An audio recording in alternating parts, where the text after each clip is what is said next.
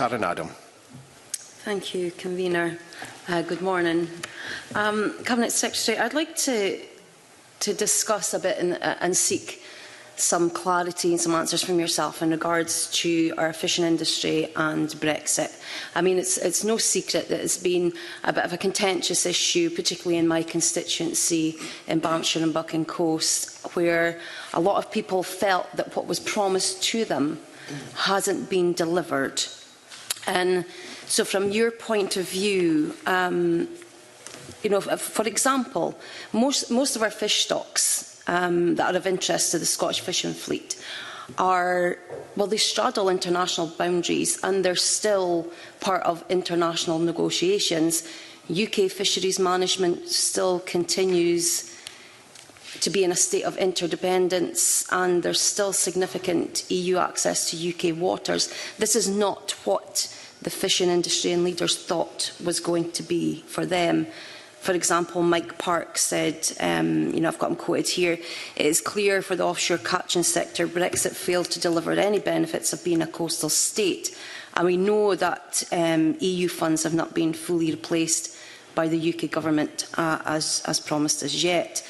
I mean, what are the implications for an industry and what has the Scottish Government been able to do over this time period to support and buffer the effects? I would agree with your comments there, and I don't think there's any doubt that the fishing industry didn't get what they expected, or in fact what they were promised through Brexit in relation to access. So I think obviously we've been trying to work as best we can, and I think whenever we go into negotiations, of course, that's our ultimate objective, is to try and ensure that we're doing our best for the Scottish fishing industry and for Scottish interests as well. So in relation to the negotiations themselves, I'm sure Alan might want to talk a bit more about that process if that would be helpful. Yeah. For this year, of course, that hasn't started, and we know that there has been some really challenging scientific advice in relation to some of the stocks previously. But we're also working, and officials are working to try and ensure that we are having an impact on, for example, the specialised committee for fisheries and the design and functioning of that going forward. But again, I would just come back to that our key objective in all of these and in these negotiations is doing what we can within the deals that have been negotiated and trying to protect Scottish industries where we can. But I'll come to Alan for more information on the negotiations themselves. I mean, just very quickly on the negotiations, you're absolutely correct. There's only two stocks in the United Kingdom that aren't shared with an international partner, so all stocks of key interest to Scotland form part of an international negotiation in multiple forums. There's 7 different international forums that we operate in. So it's not a unilateral choice that we can make. It's a negotiation, often as a result of compromise.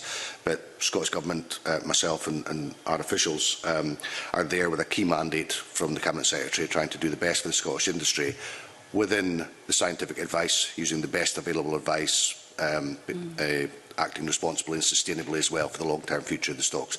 We're quite fortunate that this year's negotiations will be against the backdrop of some very positive advice in terms of significantly recovering stocks in the North Sea and the west of Scotland, actually. So we go in with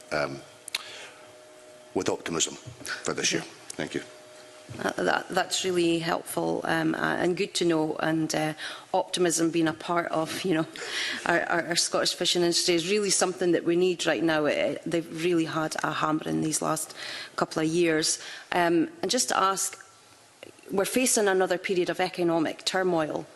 What's the outlook for our fishing sector? Is it optimistic? I think, well, we always try to be, I think, in spite of the challenges that are there, but I know that there are a lot of challenges facing the industry at the moment, some of which we've touched on in the session already. I know that they're feeling the pressure and they're concerned about the spatial squeeze that exists there, but I think, again, that's where I think that I would point to our blue economy vision, what we've set out for that, and of course we'll be setting out the next steps in relation to that too, because I think there are, as ever, when we talk about challenges, there are also opportunities there as well. We talked about our food security, so our fishing industry is important. It's going to continue to be important going forward, and providing us with that sustainable source of protein too. And we are looking to enhance that where we can, and the value that we can get from that too. One thing that we haven't touched on today is just about the economic link provisions that we're looking to introduce next year, ensuring that more fish are actually landed in Scotland, that we see the benefit from that as well, which I think is going to be really important and a really positive step forward. Yeah, absolutely. Thank you. And I'm grateful to hear about the process and